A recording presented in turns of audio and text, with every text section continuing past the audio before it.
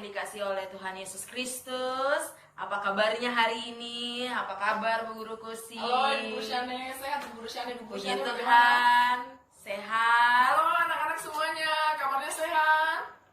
Pastinya Bu Guru berharap semuanya sehat. Semangat semuanya dalam keadaan baik.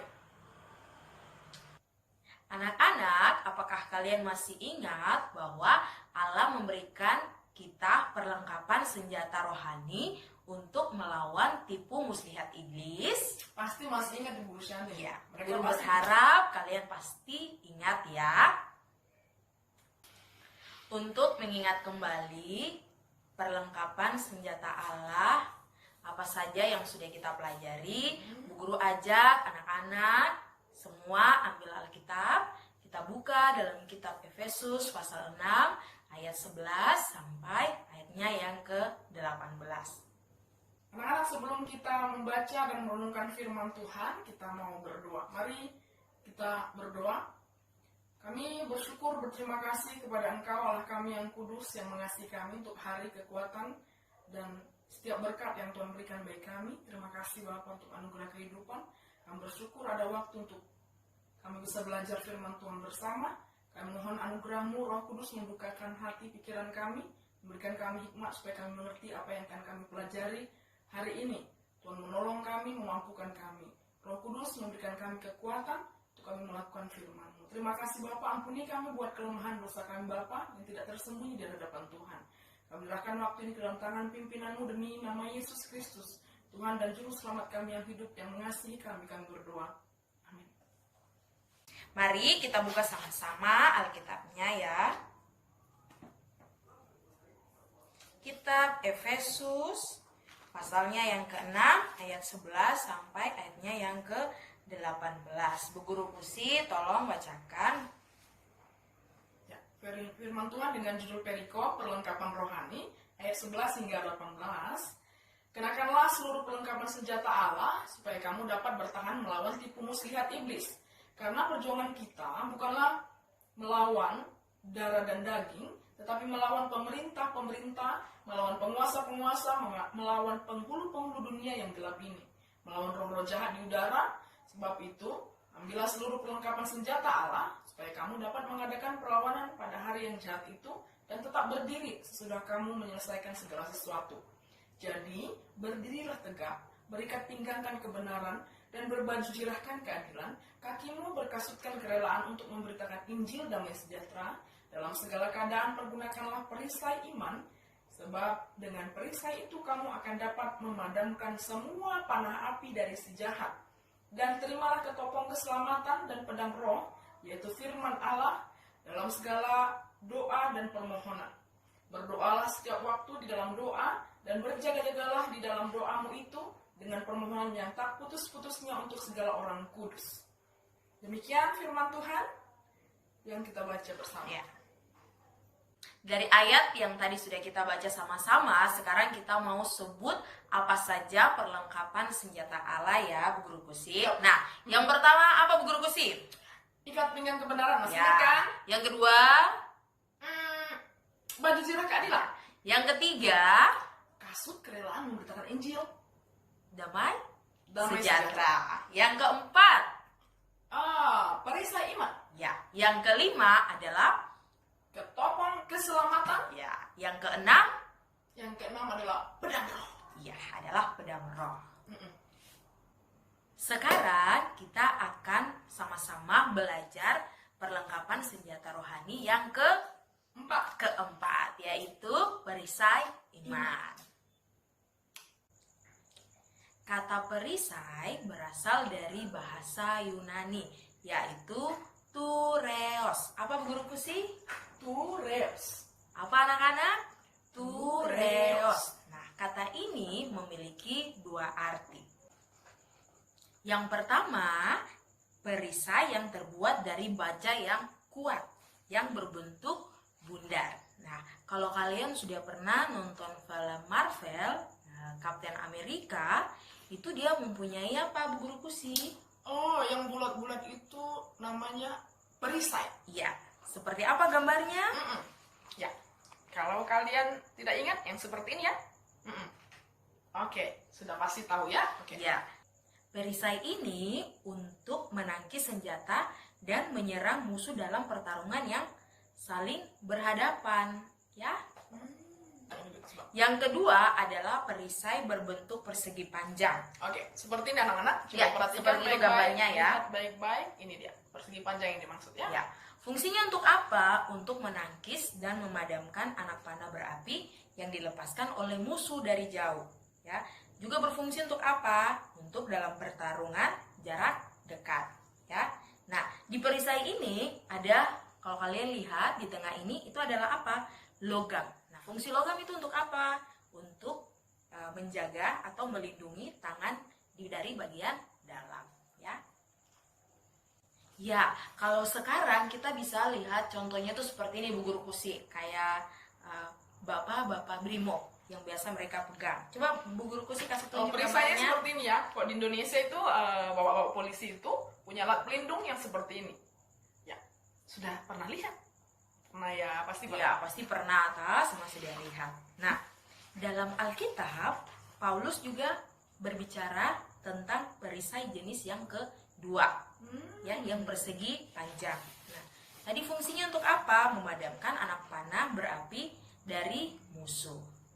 Ya, perisai ini merupakan perlengkapan yang tidak terpasang pada tubuh prajurit. Ya, jadi perisai ini harus dipegang, ya. Seperti gambar yang tadi kita sudah lihat, perisai itu dipegang untuk diangkat menutupi badan untuk bisa menjalankan fungsinya dengan baik, ya. Anak-anak, pada zaman Alkitab, para prajurit menggunakan berbagai senjata ketika berperang. Salah satu senjata yang digunakan adalah alat pemanah. Ya, dan beberapa di antara mereka menggunakan anak panah yang memang sudah dirancang. Di ujung panah tersebut sudah ada apinya yang sudah menyala. Seorang ahli menggambarkan, ya, panah ini adalah salah satu senjata yang paling berbahaya. Karena apa? Jika seorang prajurit tidak memiliki perisai yang besar untuk melindungi dirinya, maka dia bisa terluka parah, bahkan bisa terbunuh. Jika senjata sebelumnya yang sudah pernah kita pelajari, ada 3 senjata Allah yang sebelumnya sudah kita pelajari. Yang pertama adalah ikat pinggang kebenaran, yang kedua adalah baju zirah keadilan, dan yang ketiga adalah kasut kerelaan memberitakan Injil damai sejahtera. Ya, ketiga alat ini, senjata ini dikenakan di seluruh tubuh kita, di seluruh tubuh prajurit. Ya, dan perisai yang keempat, senjata yang keempat, perisai itu lepas dari tubuh prajurit, dan ini penting untuk pertahanan diri. Perisai itu harus diangkat untuk melindungi bagian tubuh kita, khususnya bagian wajah, seperti ini. Perisai ini adalah contoh perisai. Kalian sudah tahu ya, perisai ini memang dirancang untuk melindungi diri, bagian wajah, bagian dada, dan bagian tubuh lainnya yang memang tidak tertutup dari baju zirah itu. Perisai dapat bergerak untuk menutupi kekurangan pada baju zirah. Apa kekurangan yang ada pada baju zirah ya? Ibu Guru Syane, minta tolong kesini sebentar. Perhatikan baik-baik. Ibu Guru Syane saat ini menggunakan baju zirah yang dimaksud. Perhatikan baik-baik. Baju zirah Ibu Guru Syane ini sudah sangat baik untuk melindungi diri. Akan tetapi perhatikan, ada daerah-daerah tertentu yang ternyata tidak terlindungi. Contohnya, bagian lengan ini tidak tertutup oleh baju zirah. Yang berikutnya, bagian leher, wajah, dan bagian bawah juga tidak tertutup oleh baju zirah. Karena itu, Ibu Guru Syane atau prajurit membutuhkan perisai untuk melindungi diri dari serangan musuh. Anak-anak yang dikasih oleh Tuhan, iman itu meliputi seluruh area kehidupan kita, di mana kita bergumul dengan dosa, atau di mana kita tidak tahu jawaban atas sebuah pertanyaan. Perisai iman menjadi pertahanan diri yang akan melindungi seseorang dari panah api si jahat yang disebutkan dalam Efesus 6 ayat 16 tadi. Apa sih maksudnya serangan yang dikatakan panah api si jahat itu? Panah api sejahat yang dimaksud adalah tipu muslihat iblis. Ya, tipu muslihat iblis terhadap kita itu siang dan malam sepanjang waktu. Panah api itu membuat kita putus asa, menakuti kita, membuat kita ragu-ragu, bahkan putus pengharapan. Kita merasa tidak ada harapan, tidak mengharapkan pimpinan Tuhan lagi. Kita takut melangkah seolah-olah Tuhan itu tidak ada, Tuhan tidak mengasihi kita, dan pandangan kita kepada Tuhan itu terhalang. Kita tidak bisa melihat Tuhan itu yang besar, Tuhan yang mampu menolong kita. Ya, tertutup karena apa? Rapatnya panah api di angkasa yang sedang mengarah ke arah kita. Kita harus senantiasa siap sedia memegang perisai. Memegang perisai sebesar itu memang berat bagi seorang prajurit Romawi. Tetapi kalau mereka tidak memegang perisai, tidak menggunakan perisai itu, maka itu juga berbahaya bagi nyawa mereka. Mereka bisa cedera, ya, bagian tubuhnya tadi bisa dicelakai oleh panah api tadi, atau senjata-senjata lainnya. Karena itu dia membutuhkan perisai. Memelihara iman bisa jadi sangat berat bagi kita. Namun, iman satu-satunya yang dapat melindungi kita dari serangan yang dilakukan si iblis. Janji Allah adalah perisai. Ingat baik-baik, janji Allah adalah perisai.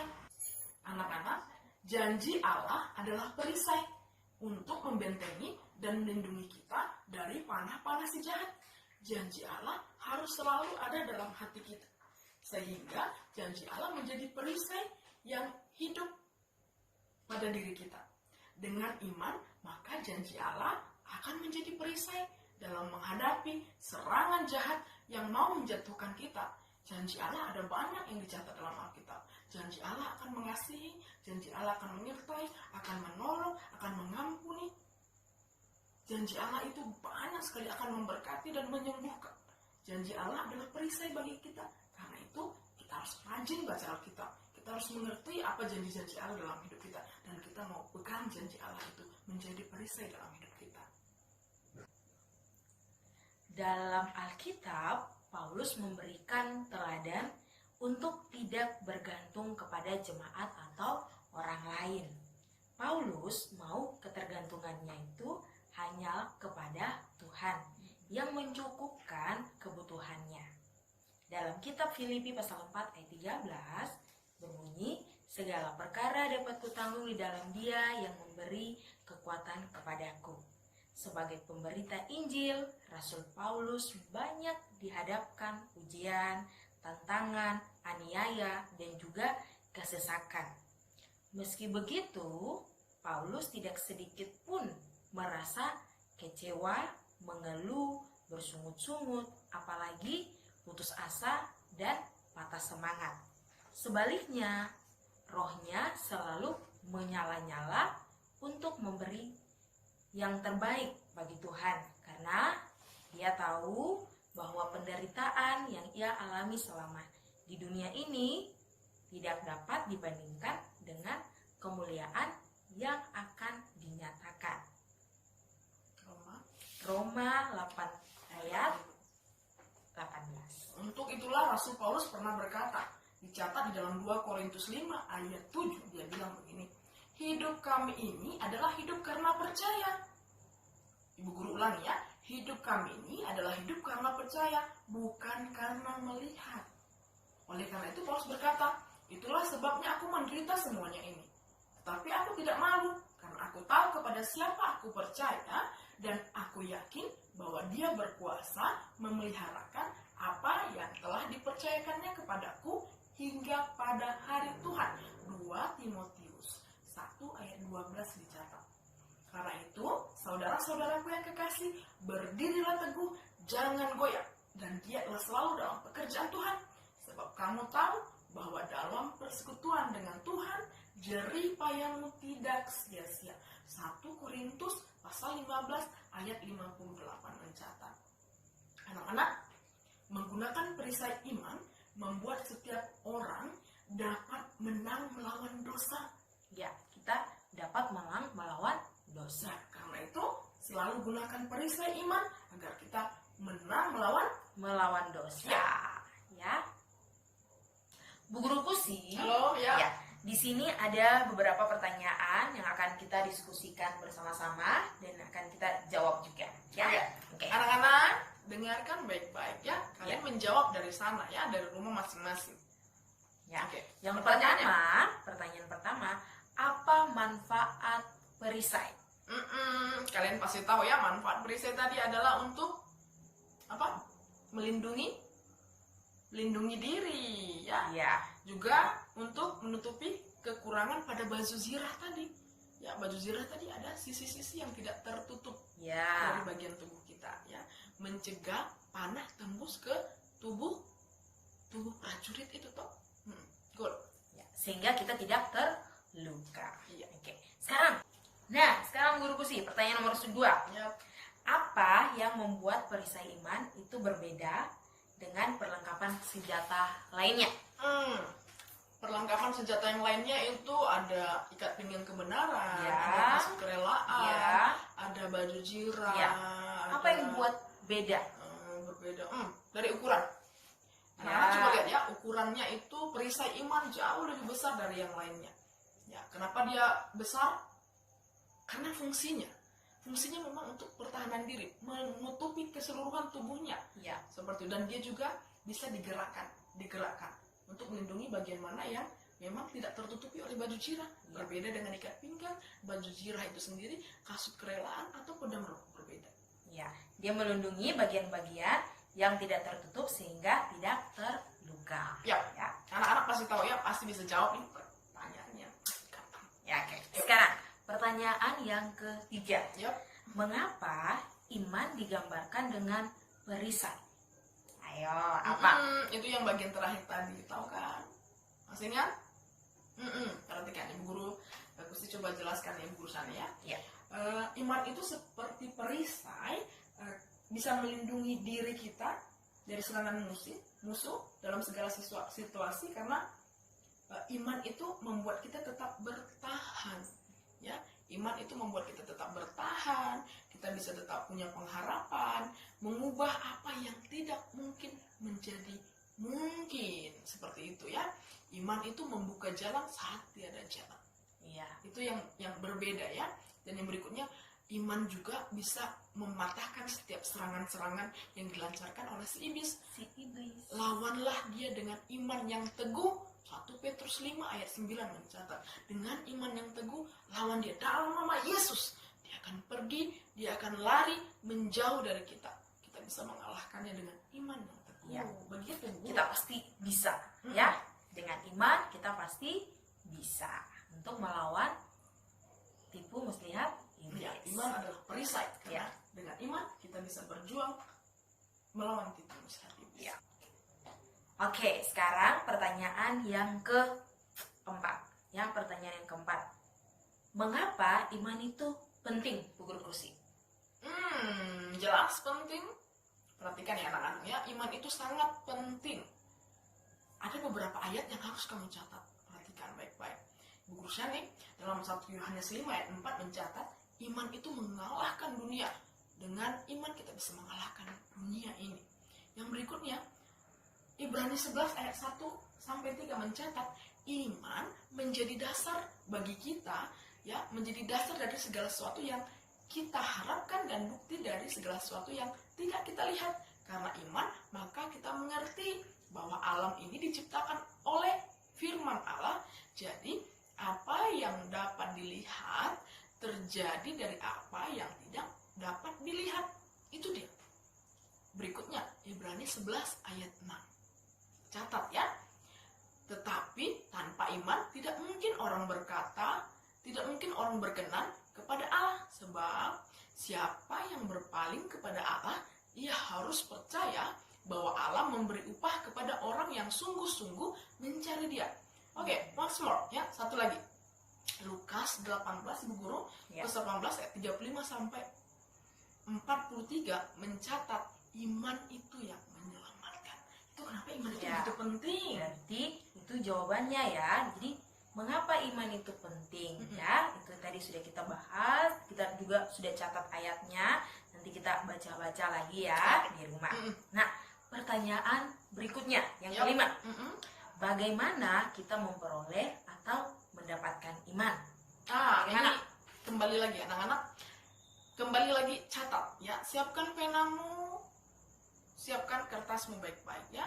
Roma 10 ayat 17 mencatat ya, bagaimana memperoleh iman itu, bagaimana mendapatkan iman adalah dengan mendengar firman Tuhan. Mendengar. Bagaimana kita bisa beriman kalau kita tidak dengar firman Tuhan ya.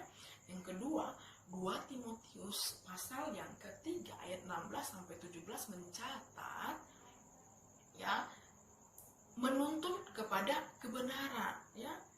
Kita memperoleh iman itu, mendapatkan iman ya, karena iman itu kita dapatkan dari dengar firman Tuhan, kita akan dituntun kepada kebenaran. Demikian jawabannya. Iya. Oke, sekarang kita lanjut ya ke pertanyaan selanjutnya. Pertanyaan ke-6. Kapan kita atau saya menggunakan perisai iman? Ayo, Saat kapan? Ayo anak-anak, kapan? Ibu guru dengar. Dengar tapi tidak bagaimana Pak? Dalam setiap keadaan, dalam segala sesuatu, everywhere, every time, every minute, every place ya, begitu ya. Di mana saja, kapan saja. Ya, iman yang sejati tidak terpengaruh oleh situasi ya atau kondisi apapun itu. Itu Ya. iman yang sejati. Oke. Nah, sekarang kita lanjut lagi pertanyaan nomor 7. Banyak ini Bu Guru ya. Iya. Bagaimana saya menggunakan iman? Anak-anak ada beberapa ayat lagi ya. Bagaimana kita menggunakan iman? Yang pertama, Roma pasal 10 ayat 6 sampai 13. Di sana bagaimana kita menggunakan iman adalah percaya. Ya, Jadi pertama percaya Bu Guru. kita harus percaya ya. Iya. Itu bagaimana kita menggunakan iman. Ya. Yang berikutnya Markus 11 ayat 22 sampai 24. Percaya lagi dan hati jangan bimbang. Jadi percaya juga ternyata. Ya. Jadi bagaimana kita menggunakan iman kita adalah dengan percaya atau belief ya. Ya. Begitu. Oke, sekarang pertanyaan yang ke-8. Pertanyaan ke-8. Apa yang bisa menghalangi iman saya? Apa yang bisa menghalangi iman Iya. kita? Ibrani 12 ayat 1 sampai 4 jawabannya. Ibrani 12 ayat 1 sampai 4. Apa yang bisa menghalangi iman kita adalah yang pertama adalah dosa. Sin, ya, in English is sin. Ya. Dosa adalah penghalang utama meraih kemenangan. Penghalang lainnya adalah beban. Ya. Ya, beban dapat menjadi kekuatan yang menghancurkan dan menggagalkan kita dalam perlombaan. Beban itu dapat berupa kecewaan, kamu kecewa, kepahitan, letih lesu, putus asa, penyesalan dan sebagainya. Seperti itu. Untuk dapat melepaskan segala beban, ya, kita harus datang kepada Tuhan Yesus. Datang kepada Dia, belajar kepada Tuhan Yesus. Orang yang letih lesu, berbeban berat, ya, tidak dapat berlomba dengan baik. Elia, nabi Tuhan, nyaris juga tidak mampu melanjutkan tugas pelayanannya, perlombaan imannya, ya, karena larut dalam keputusasaannya, ya, di dalam kitab Raja-Raja pertama ayat 19 sampai 4. Yang berikutnya, kenapa kita apa yang bisa menghalangi iman kita? Ya, perhatikan baik-baik. Yang terakhir adalah karena mata kita tidak tertuju kepada Tuhan Yesus. Ya. Oke, pertanyaan terakhir. Apakah kamu pernah atau sedang menghadapi ketakutan atau keraguan? Nah, coba, Bu Guruku sih ada tidak? Kalau pernah katanya pernah. Kalau sedang juga iya. Ibu guruku sih, saya sedang mengalami banyak sekali keraguan dan ada juga ketakutan, khususnya masalah yang terjadi saat ini di dunia ya, semua orang mengalaminya. Pandemi virus corona ini sangat mengganggu. Iya. Guru Siane juga ya bersama. Nah, bagaimana perisai iman menolong kita untuk mengatasi masalah yang tadi sudah kita sebut masing-masing. Yang dari Bu Guru Kusi, Bu Guru Shani juga sama kayak Bu Guru Kusi. Nah, bagaimana caranya kita mengatasinya? Ya, anak-anak coba pikirkan baik-baik bagaimana perisai iman itu bisa mengatasi semua ketakutan, keraguan, kekhawatiran itu. Coba pikirkan, Bu Guru Shani bagaimana caranya? Ya, kalau tadi kita sudah dengar cerita dari awal, yaitu kita harus percaya. Ya, kita harus percaya kepada siapa? Percaya kepada Tuhan Yesus Kristus. Ya, Tuhan Yesus itu mengasihi kita dan kasihnya terbukti dengan Dia mau mati disalibkan, memberikan nyawanya, hidupnya agar kita bisa hidup. Ya, masalah apapun itu tidak akan membuat kita tidak dikasihi oleh Tuhan Yesus. Kasih Tuhan itu selalu baru. Dan ingatlah itu, Dia selalu mengasihi kita dan kasihnya adalah kasih yang sejati. Kasih yang tidak setengah-setengah. Karena itu, kalaupun ada banyak masalah, banyak tantangan, sakit, penyakit, ataupun ketakutan seperti itu, Bu Guru Shani dan Bu Guru Kusi dan anak-anak semuanya, bahkan mama papa, ingat baik-baik, gunakan selalu perisai iman. Ada Tuhan Yesus yang mengasihi saya, ada Tuhan Yesus yang hebat, ada Tuhan Yesus yang akan menolong, ada Tuhan Yesus yang akan memberkati, mencukupkan, menyembuhkan. Karena itu jangan pernah khawatir, Ibu Guru Shani juga Ya. Kita sama-sama berdoa. Kita sama-sama berdoa. Ya, supaya kita jangan khawatir, kita perlu berdoa, kita perlu baca firman. Firman Tuhan ini membuat kita tahu ya siapa yang kita imani, siapa itu Tuhan Yesus. Ya. Ya, demikian diskusi kita pelajaran firman Tuhan tentang perisai iman. Sampai ketemu pertemuan berikutnya, sampai ketemu di pelajaran firman Tuhan berikutnya. Ya, God bless you. Kita berdoa. Kita mau berdoa. Kita akan mengakhiri pelajaran kita di hari ini. Minta Bu Guru Kusi untuk menutup kita dalam doa. Sekali lagi kita berdoa ya. Kami kembali datang kepadamu Bapa di surga. Kami mengucap syukur untuk firman Tuhan yang terus mengajar kami, membimbing kami bagaimana kami harus hidup dan bagaimana kami harus bersandar terus kepada Tuhan. Tuhan Yesus, kami bersyukur pelajaran hari ini mengingatkan kami. Tuhan memperlengkapi kami dengan perisai iman. Kami mohon anugerah Tuhan menambah-nambahkan iman percaya kami kepadamu, sehingga kami terus mengasihi Tuhan, kami terus belajar tentang Tuhan, kami terus bisa berjuang untuk jadi berkat dimanapun kami berada. Tuhan Yesus memberkati firman-Mu ini, Tuhan materaikan dalam hati pikiran kami, berikan kami kekuatan untuk kami bisa melakukannya. Terima kasih Bapa yang baik, berkati orang tua kami dalam setiap pekerjaan mereka. Kami menyerahkan kehidupan kami dan segala sesuatu masalah apapun yang terjadi di tengah-tengah kehidupan kami, bangsa kami, keluarga kami, bahkan dunia ini Engkau Allah yang tetap memegang kontrol di sana. Engkau Allah yang mengasihi kami dan tidak akan pernah meninggalkan kami, selalu setia menopang, memberikan kami kekuatan, berikan kami selalu damai sejahtera di segala situasi Bapa yang terjadi di tengah-tengah dunia ini yang sering sekali membuat kami khawatir. Terima kasih Bapa untuk iman yang Tuhan berikan. Tuhan memampukan kami untuk kami juga bisa menguatkan orang lain dari pelajaran firman Tuhan yang sudah kami pelajari hari ini. Kami menyerahkan kehidupan kami, seluruh aktivitas kami mohon anugerah-Mu untuk memampukan kami jadi terang Tuhan. Demi Kristus Yesus, Tuhan dan Juru Selamat kami yang hidup, kami berdoa, kami ucap syukur, haleluya. Amin.